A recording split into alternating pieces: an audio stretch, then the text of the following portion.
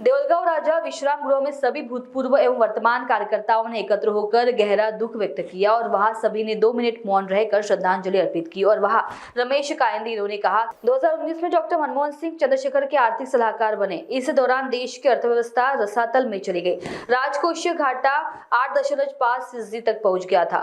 नरसिम्हा राव बाद में आर्थिक संकट के दौर में प्रधानमंत्री बने, जब देश का विदेश मुद्रा भंडार केवल $1 बिलियन था। वित्त विभाग मनमोहन सिंह को दिया गया। 24 जुलाई 1991 देश के लिए एक ऐतिहासिक दिन बन गया। डॉक्टर मनमोहन सिंह ने देश की अर्थव्यवस्था को खोला। मुक्त अर्थव्यवस्था की इस नीति ने देश के दरवाजे विदेश निवेश के लिए खोल दिए और मनमोहन सिंह देश की मुक्त अर्थव्यवस्था के जनक बन गए। वैसे ही पूर्व के नगर सेवक पापा सिंह बावरी इन्होंने कहा कि भारत ने अपना सबसे सम्मानित नेता खो दिया। पूर्व के सेवक पापा सिंह बावरी ने कहा कि डॉक्टर मनमोहन ने एक प्रसिद्ध अर्थशास्त्री के रूप में ख्याति अर्जित की। उन्होंने वित्त मंत्री सहित सरकार में विभिन्न पदों पर कार्य किया और आर्थिक नीतियों पर अपनी छाप छोड़ी। उन्होंने संसद में भी अपने विद्वतापूर्ण भाषणों की छाप छोड़ी।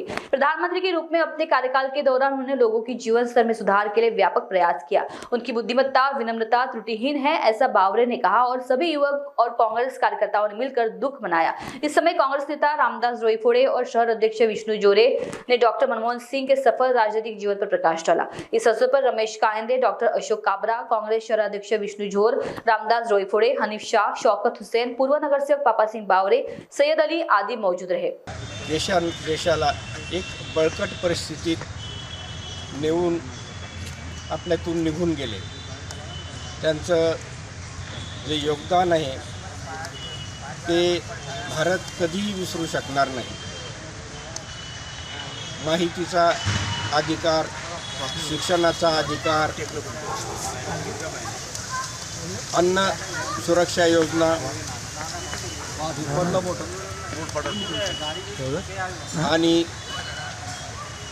अतिशय महत्त्वाच्या योजना त्यांनी राबवल्या। उदार अर्थकारणाचा त्यांनी संकल्प केला, प्रयत्न केला आणि देशाची अर्थव्यवस्था सर्व जगात 3 नंबरची त्यांनी नेऊन ठेवली।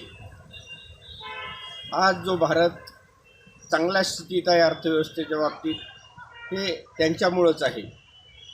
त्यांचं जे कार्य आहे ते प्रत्येक घटकासाठी आहे आणि अतिशय शांत, संयमी, शिस्तप्रिय, त्यागी असं त्यांचं व्यक्तिमत्व होतं।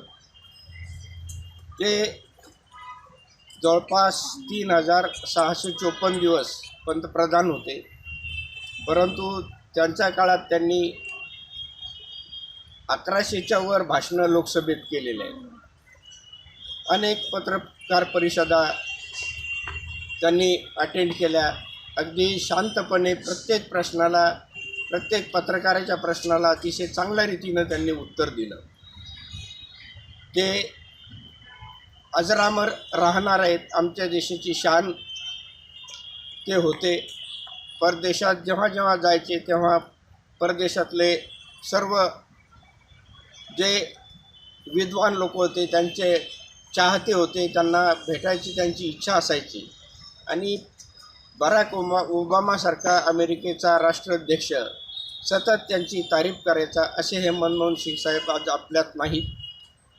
हे अतिशय दुःखदायक आहे आणि आम्ही त्यांना कायम स्मरणात ठेवू। भारत त्यांचा कायम ऋणी राहील। धन्यवाद। महान्यूज 7 के लिए दया सिंह बावरे, देऊळगाव राजा, बुलढाणा।